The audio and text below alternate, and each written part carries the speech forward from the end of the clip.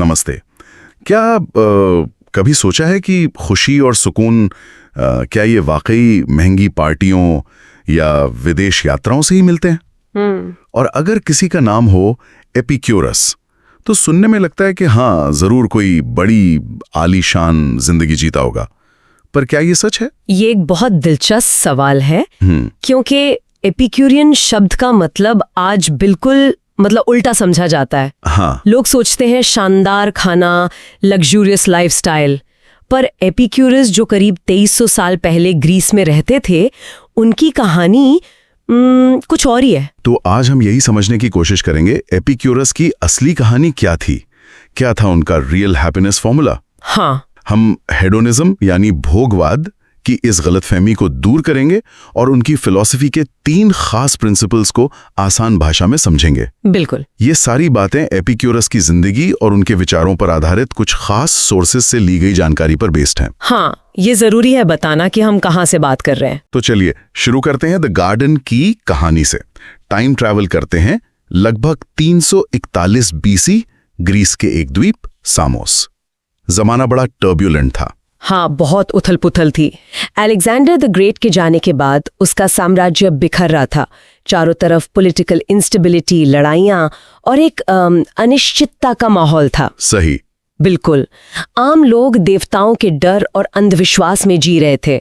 उन्हें लगता था कि उनकी किस्मत, उनका सुख दुख सब ऊपर बैठे देवताओं के मूड पर डिपेंड करता है। इसी माहौल में एपिक्यूरस का जन्म हुआ, एक साधारण परिवार में। पिता स्कूल टीचर थे, माँ धार्मिक रीति रिवाजों में मदद करती थी। उन्होंने बचपन से लोगों को डर और चिंता में जीते देखा। और शायद यहीं से उनके मन में ये सवाल उठा होगा, क्या जिंदगी जीने का, खुश रहने का कोई और बेहतर तरीका है? हाँ, बिल्कुल यही। 18 साल की उम्र में वो कंपल्सरी मिलिट्री सर्विस के लिए एथेंस गए। एथेंस उस समय फिलॉसफी और ज्ञान का बड़ा सेंटर था। वहां उनका सामना प्लेटो और डेमोक्रिटस जैसे बड़े थिंकर्स के विचारों से हुआ। हाँ, खासकर डेमोक्रिटस के एटम यानी परमाणु के विचार ने उन्हें बहुत प्रभावित किया। अच्छा, कैसे? डेमोक्रिटस का मानना था कि ये पूरी दुनिया छोटे छोटे अनदेखे कणों, एटम से बनी है और सब कुछ इन्हीं एटम्स के जुड़ने और बिखरने का नतीजा है।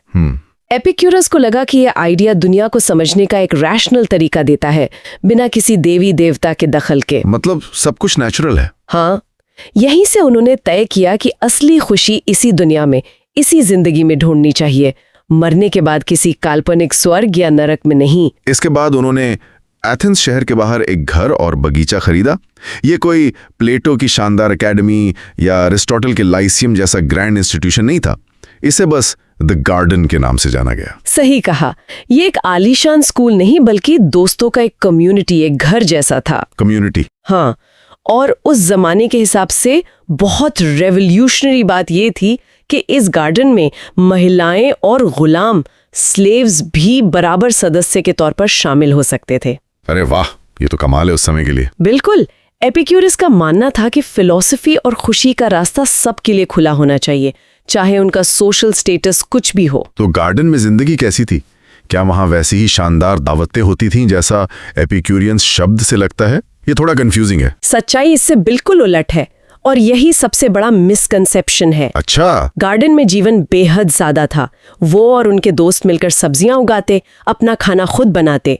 खाना अक्सर जौ की रोटी, सब्जियां और पानी होता था। सिर्फ इतना? हाँ, कभी कभार शायद थोड़ी वाइन या चीज का टुकड़ा खा लिया, पर वो एक्सेप्शन था, रूल नहीं। उनका फोकस शानदार खाने पर नहीं, बल्कि मानसिक शांति, गहरी दोस्ती और फिलोसॉफिकल बातचीत पर था। यानी उनकी सबसे बड़ी खुशी थी दोस्ती, सादगी और सुकून, कोई टेंशन नहीं। बिल्कुल।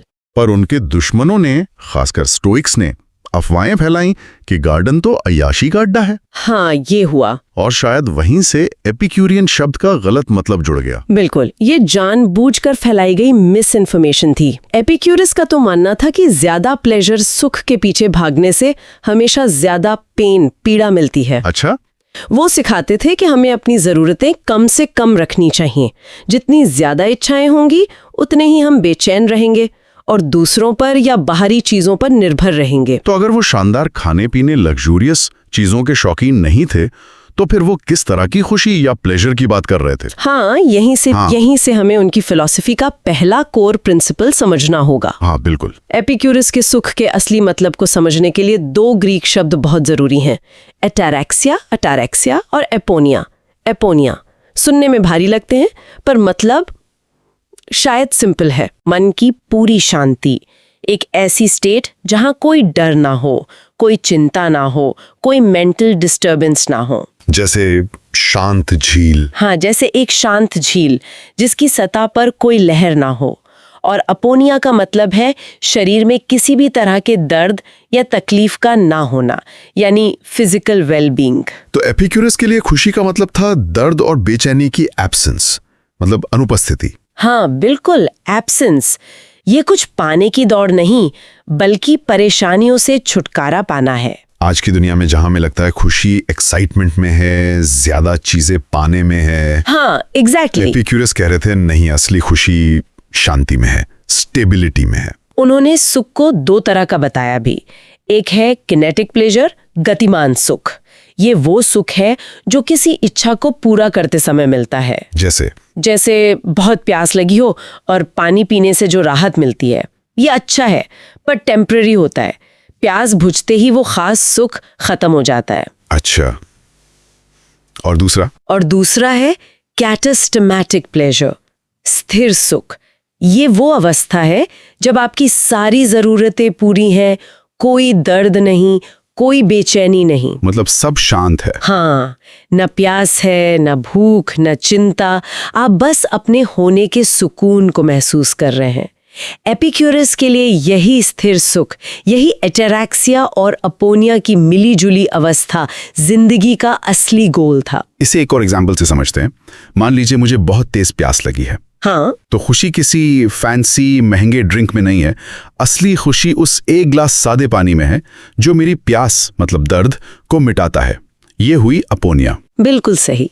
और जब दिमाग में कोई डर या चिंता नहीं घूम रही, मन एकदम शांत है, वो है एटेरैक्सिया। या वो टी शर्ट वाला एग्जाम्पल, कोई 10,000 की महंगी शर्ट खरीदता है, एक पल का काइनेटिक सुख मिला, पर अब चिंता है कहीं दाग ना लग जाए, फट ना जाए, चोरी ना हो जाए। हाँ, टेंशन शुरू। एपिक्यूरस कहते इससे अच्छा एक साधारण टी शर्ट पहनो, पहनने में आराम भी और कोई टेंशन भी नहीं। ये है स्थिर सुख। उनका मैसेज साफ था, असली खुशी शोर शराबे वाली पार्टियों या महंगी चीजों में नहीं, बल्कि एक शांत, स्थिर, दर्द और चिंता से मुक्त अवस्था में है। और इस अवस्था को पाने के लिए अपनी इच्छाओं को समझना और उन्हें मैनेज करना बहुत जरूरी है। और ये इच्छाओं को मैनेज करने वाली बात हमें उनके दूसरे सिद्धांत की ओर ले जाती है, दोस्ती का महत्व। हाँ, फिलिया। एपिक्यूरस ने कहा कि जीवन में सबसे जरूरी चीज है सेफ्टी, सुरक्षा और सिक्योरिटी, निश्चिंतता। आजकल लोग सोचते हैं ये बैंक बैलेंस से मिलती है, पावर से मिलती है, पर एपिक्यूरस का क्या कहना था? एपिक्यूरस का जवाब था बिल्कुल नहीं। पैसा और पावर तो अक्सर स्ट्रेस और चिंता का कारण बनते हैं। सच में? हाँ, सच्ची सुरक्षा और मानसिक शांति मिलती है फिलिया से, यानी गहरी, भरोसेमंद आपसी दोस्ती से। उनके लिए दोस्ती इतनी जरूरी क्यों थी? आज के जमाने में तो लोग अक्सर कहते हैं कि करियर फर्स्ट, दोस्ती बाद में। एपिक्यूरस ने इसके कई कारण नकरे। पहला, सुख, प्लेजर। दोस्तों के साथ वक्त बिताना, उनसे बातें करना, अपनी फीलिंग शेयर करना, ये अपने आप में एक बहुत बड़ा और जरूरी स्थिर सुख है। हाँ, बात तो सही है। ये अकेलेपन को, जो एक तरह का मानसिक दर्द है, दूर करता है। दूसरा, सुरक्षा, सिक्योरिटी। उस अनस्टेबल जमाने में और आज भी मुश्किल वक्त में, बीमारी हो, कोई मुसीबत हो, सच्चे दोस्त ही सबसे पहले काम आते हैं। अच्छा, ये किसी भी इंश्योरेंस पॉलिसी से ज्यादा भरोसेमंद सिक्योरिटी है। और तीसरा, क्या कोई तीसरा कारण भी था? तीसरा कारण है आत्म सुधार, सेल्फ इम्प्रूवमेंट। सच्चे दोस्त आईने की तरह होते हैं। आईने की तरह? हाँ, वो हमें हमारी कमियां बताते हैं, लेकिन नीचा दिखाने के लिए नहीं, बल्कि हमें बेहतर बनाने में मदद करने के लिए। वो हमें सही सलाह देते हैं, गलत रास्ते पर जाने से रोकते हैं। द गार्डन में दोस्त एक दूसरे को एपिक्यूरियन प्रिंसिपल्स पर चलने के लिए एनकरेज करते थे, एक दूसरे को सपोर्ट करते थे। एपिक्यूरस का एक बहुत मशहूर कथन है जिसका मतलब है, दुनिया में ज्ञान ने हमें सुखी जीवन जीने के लिए जितनी भी चीजें दी हैं, उनमें दोस्ती से ज्यादा महत्वपूर्ण, ज्यादा फायदेमंद और ज्यादा आनंद देने वाली कोई और चीज नहीं है। बिल्कुल, जरा सोचिए, रात के 2 बजे कोई इमरजेंसी आ जाए तो कौन काम आएगा? फेसबुक पर 1000 फ्रेंड्स या वो 1 या 2 पक्के दोस्त जिन पर आप आंख बंद करके भरोसा कर सकते हैं? सही बात है, वो 1 या 2 दोस्त थी। एपिक्यूरस का फोकस इसी गहरी सच्ची दोस्ती पर था। सही बात है, वो मानते थे कि दोस्त पैसे से ज्यादा इंपॉर्टेंट हैं। उनके लिए दोस्तों के साथ सूखी रोटी खाना भी एक तरह की लग्जरी थी, जबकि महल में अकेले शैंपेन पीना उदासी। क्या बात है। उनका लेसन साफ था, चीजों में नहीं, लोगों में इन्वेस्ट करो, रियल कनेक्शंस बनाओ, सुपरफिशियल नहीं। और यही सच्ची दोस्ती हमें उन बेकार की इच्छाओं के जाल से बचाने में भी मदद करती है जिनके बारे में एपिक्यूरस ने हमें सावधान किया था। हाँ, वो इच्छाओं का क्लासिफिकेशन। हाँ, उन्होंने इच्छाओं को 3 कैटेगरीज में बांटा था। हाँ, ये क्लासिफिकेशन बहुत प्रैक्टिकल लगता है। हाँ, पहली कैटेगरी है नेचुरल एंड नेसेसरी, प्राकृतिक और आवश्यक, जैसे सादा भोजन, पानी, रहने की जगह और दोस्ती। ये सीमित है और इन्हें पूरा करना आसान है। असली खुशी इन्हीं से मिलती है। ठीक है। दूसरी, नेचुरल बट अननेसेसरी, प्राकृतिक पर गैर आवश्यक, जैसे बहुत स्वादिष्ट खाना, महंगी शराब, आलीशान घर। इनका कभी कभी आनंद लेना ठीक है, पर इनके पीछे भागना नहीं चाहिए क्योंकि ये आसानी से दर्द का कारण बन सकती हैं। मतलब लिमिट में। हाँ। और तीसरी कौन सी है? तीसरी है वेन एंड एम्प्टी, व्यर्थ और खोखली, जैसे बेशुमार दौलत, शोहरत, ताकत। अच्छा। ये इच्छाएं असीमित है, इनकी कोई हद नहीं होती। इनके पीछे भागना हमेशा दुख, चिंता और बेचैनी लाता है। एपिक्यूरस कहते थे कि इनसे पूरी तरह बचना चाहिए। ये समझना कि कौन सी इच्छा जरूरी है और कौन सी बेकार, ये अपने आप में एक बड़ा कदम है मानसिक शांति की तरफ। बिल्कुल। और इसी शांति को पाने के लिए और जीवन के डर और तनावों से निपटने के लिए एपिक्यूरस ने एक और कमाल का टूल दिया, उनका तीसरा मुख्य सिद्धांत। हाँ, जिसे उन्होंने कहा द टेट्राफार्माकोस, यानी 4 हिस्सों वाली दवा। 4 हिस्सों वाली दवा, मेंटल मेडिसिन। हाँ बिल्कुल, ये हमारे मन की शांति के 4 सबसे बड़े दुश्मनों का इलाज है। आज की ओवरथिंकिंग, एंजाइटी और डर भरी दुनिया के लिए ये जैसे एक प्रिस्क्रिप्शन है। तो क्या है इस दवा का पहला नुस्खा, बताइए। पहला नुस्खा है, देवताओं से मत डरो, डोंट फियर गॉड। जैसा हमने पहले बात की, एपिक्यूरस नास्तिक नहीं थे, वो मानते थे कि देवता हैं। हाँ। पर उनके देवता आम धारणा वाले देवताओं से बहुत अलग थे। कैसे अलग थे? क्या वो इंसानों की मदद या सजा नहीं करते? मतलब एपिक्यूरस के अनुसार देवता परफेक्ट, सुखी, शांत प्राणी हैं। वो इतने परफेक्ट और सेल्फ सफिशिएंट हैं कि उन्हें इंसानी मामलों में कोई दिलचस्पी नहीं है। कोई दिलचस्पी नहीं? नहीं, वो हमसे बहुत दूर कहीं और लोकों में, जिसे उन्होंने इंटरमुंडिया कहा, दुनियाओं के बीच की खाली जगह, अपने आनंद में मग्न रहते हैं। वो ना हमें सजा देते हैं ना इनाम। तो दुनिया कैसे चलती है? दुनिया एटम्स के नेचुरल लॉज से चलती है, देवताओं के मूड से नहीं। इसलिए उनसे डरने का कोई कारण नहीं है। तो डरने की बजाय क्या करें? बस इग्नोर करें? नहीं, उन्हें शांति और स्थिरता के आइडियल मॉडल के रूप में देखें।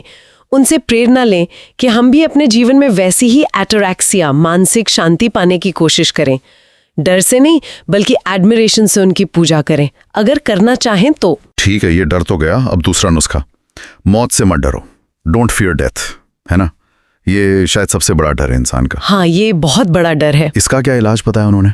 एपिक्यूरस ने यहाँ भी तर्क का इस्तेमाल किया। मौत क्या है? उनके परमाणु सिद्धांत के अनुसार मौत बस शरीर और आत्मा, जो कि बहुत सूक्ष्म परमाणुओं से बनी है, का बिखर जाना है। एटम्स का बिखर जाना। हाँ, जब एटम्स बिखर जाते हैं तो चेतना, कॉन्शियसनेस खत्म हो जाती है। कोई सेंसेशन नहीं बचता, कोई अनुभव नहीं बचता। और उनका वो मशहूर तर्क, जब हम हैं तब मौत नहीं। हाँ, उनका वो अमर वाक्य है, जब हम हैं तब मौत नहीं है, जब मौत है तब हम नहीं है। इसका मतलब? इसका मतलब है कि हमारा और मौत का कभी आमना सामना हो ही नहीं सकता।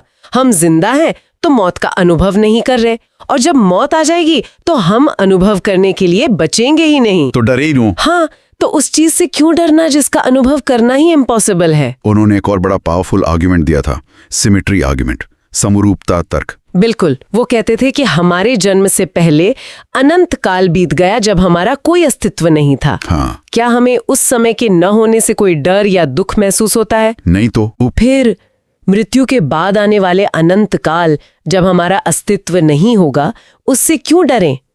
जन्म से पहले का नॉन एग्जिस्टेंस और मृत्यु के बाद का नॉन एग्जिस्टेंस दोनों एक जैसे हैं, हमारे लिए कुछ भी नहीं। तो मौत के बाद ना स्वर्ग है, ना नर्क, ना कोई सजा। डरना बेकार है, अपना ध्यान इस जिंदगी पर लगाओ, इसे बेहतर बनाओ। यही बात है। ये वाकई सोचने पे मजबूर करता है। अब तीसरा नुस्खा, जल्दी बताइए। तीसरा नुस्खा है जो अच्छा है उसे पाना आसान है, या खुशी पाना संभव है। Happiness is attainable. इसका क्या मतलब हुआ? खुशी पाना आसान कैसे है? मुझे तो नहीं लगता। इसका मतलब है कि असली खुशी यानी अटरैक्सिया और अपोनिया उन नेचुरल एंड नेसेसरी इच्छाओं को पूरा करने से मिलती हैं जिनका हमने जिक्र किया। सादा भोजन, पानी, जरूरत भर का आश्रय और सच्ची दोस्ती। अच्छा, वो बेसिक जरूरत है। हाँ, ये जरूरतें सीमित हैं और इन्हें पूरा करना मुश्किल नहीं है। एक सिंपल लाइफ जीकर इन्हें आसानी से पाया जा सकता है। और वो वेन डिजायर्स, ज्यादा पैसा, शोहरत, पावर, उनके पीछे नहीं भागना चाहिए। बिल्कुल नहीं, क्योंकि वो असीमित हैं और उन्हें पाने की कोशिश हमेशा दुख और अशांति ही देती है। तो मैसेज है कि खुशी मुश्किल नहीं है, अगर हम समझें कि असली खुशी है क्या और कहाँ मिलेगी। सही। और चौथा और आखिरी नुस्खा है जो भयानक है उसे सहना आसान है। What is terrible is easy to endure, या दर्द सहा जा सकता है। Pain is manageable। ये थोड़ा मुश्किल लगता मानना। दर्द तो भयानक होता है, उसे सहना आसान कैसे हो सकता है? देखिए, एपिक्यूरियस ने दर्द का एनालिसिस किया। उन्होंने कहा तेज दर्द, इंटेंस पेन आमतौर पर ज्यादा देर नहीं टिकता, या तो वो खत्म हो जाता है या फिर वो हमें ही खत्म कर देता है। हाँ, जिसके बाद हमें वैसे भी कोई दर्द महसूस नहीं होगा। और जो पुराना दर्द होता है, क्रॉनिक पेन होता है, जो लंबे समय तक रहता है, वो अक्सर हल्का होता है, इतना कि मन उसे मैनेज कर सकता है, उसके साथ जीना सीख सकता है। लेकिन जब दर्द हो रहा हो तब उसे मैनेज कैसे करें? ये मुश्किल है। यहीं पर मन की शक्ति काम आती है। एपिक्यूरस ने सिखाया कि दर्द के समय अपना ध्यान फिजिकल सेंसेशन से हटाकर मन में सुखद यादों को ताज़ा करें। दोस्तों के साथ बिताए अच्छे पल, पिछली फिलोसॉफिकल डिस्कशंस, अपनी कोई अचीवमेंट। मन को डाइवर्ट करना है। हाँ, जब मन सुखद विचारों में लग जाता है तो दर्द की इंटेंसिटी कम महसूस होती है। कहा जाता है कि एपिक्यूरस ने खुद अपनी मृत्यु के समय, जब वो बहुत तकलीफ में थे, ऐसा ही किया था। वो अपने दोस्तों के साथ बिताए पलों को याद करके सुकून पा रहे थे। कमाल है। तो ये है टेट्राफार्माकोस, 4 मानसिक दवाएं। देवताओं से मत डरो, मौत से मत डरो, खुशी पाना आसान है और दर्द सहा जा सकता है।